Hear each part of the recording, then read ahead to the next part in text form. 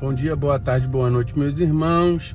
Alisson Tonassi, mais uma vez para a gente falar aqui de Umbanda, espiritualidade e espiritismo. Hoje eu estava querendo falar de como as plantas, as ervas atuam na Umbanda, né? A gente sabe que as ervas, elas são basicamente um material, um meio de trabalho da espiritualidade para conosco. Nós temos a espiritualidade que muitas vezes nos faz banhos de descarrego, banhos de reequilíbrio, defumadores. Nós podemos usar as ervas nas próprias oferendas. Então, a gente vai... A espiritualidade pode trabalhar a erva como material de trabalho, arruda, guiné, alecrim, manjericão, rosa branca, rosa vermelha. Então a gente vai utilizando vários tipos de erva. E a gente também usa erva no nosso ambiente, na nossa casa, como proteção também. Espada de São Jorge, Vence Demanda, Comigo Ninguém Pode. Então, a erva, ela trabalha a sua energia de várias formas. Mas como a erva atua com a sua energia, né? A erva, basicamente, ela é um ser vivo, certo? Que absorve a energia telúrica, ou seja, a energia da terra, através dos nutrientes da terra, certo? Esses nutrientes, eles são metabolizados no interior da planta. E uma boa parte dessas plantas, quase que a totalidade das plantas, elas utilizam, além disso, a questão da clorofila com a absorção dos raios solares. Então, as plantas, elas recebem uma energia telúrica e uma energia que vem do sol. Ou seja, a gente pode até fazer uma correlação que a energia telúrica seria a energia material, aquela que é da realidade da matéria, do plano material. E a energia do Sol, a energia seria uma energia espiritual, aquela que está à distância, nos céus, com que Deus oferece para todos, né? Então toda a nossa estrutura de vida na Terra, ela vem também dessas questões da iluminação do Sol sobre a Terra. Tá? Então, a energia transferida do Sol através da luminosidade pelos elétrons é absorvida pela planta, ela transforma a energia solar em energia metabólica, ou seja, nós transformamos aquela seiva, aquela energia, que os espíritas chamam de bioplasma.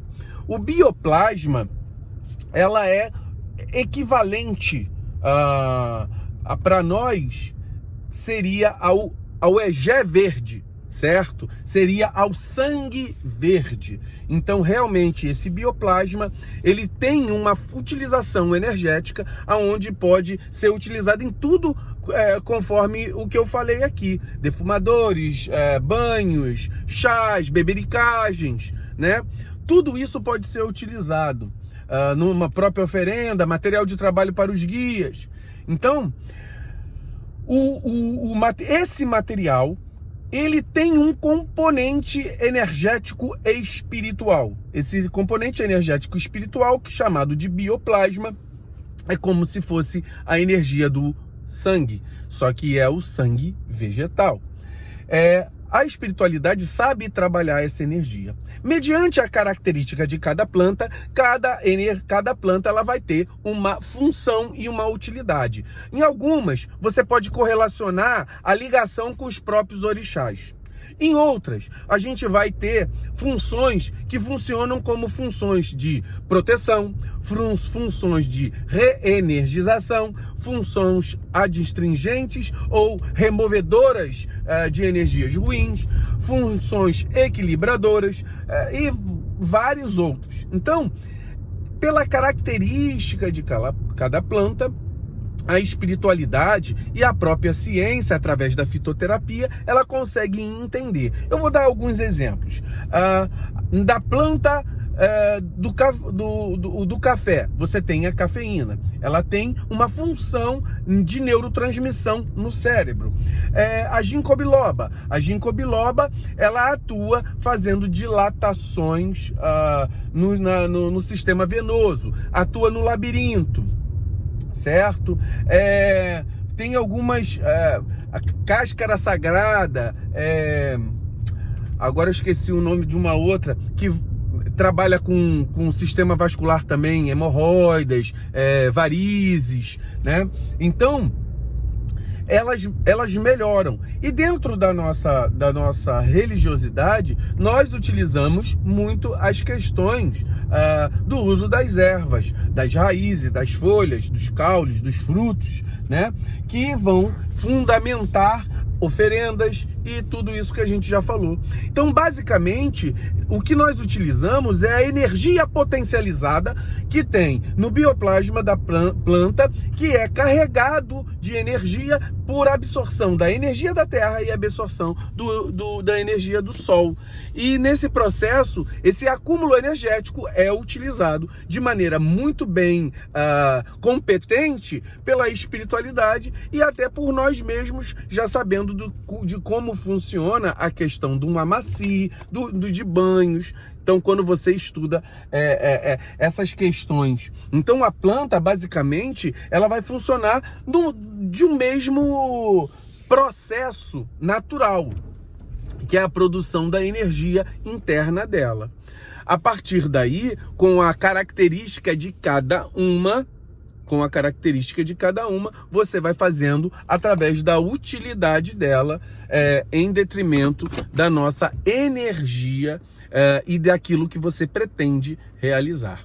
Eu posso dizer o seguinte: todos os trabalhos que o Caveira faz, até para cura, ele faz uso de elementos vegetais. E esses elementos vegetais, eles são importantíssimos na utilização em tratamentos de cura no Umbanda à distância. Muitas vezes ele usa também, por exemplo, até da minha espiritualidade, eu tenho a experiência com o uso de algumas plantas que são até venenosas, né, para poder fazer essa conexão. Segundo o quimbandeiro, ele usa uma planta venenosa que ela absorve toda a energia pútrida ou a energia de putrefação espiritual que possa estar no corpo da pessoa, do consulente, e ele utiliza absorvendo aquela energia.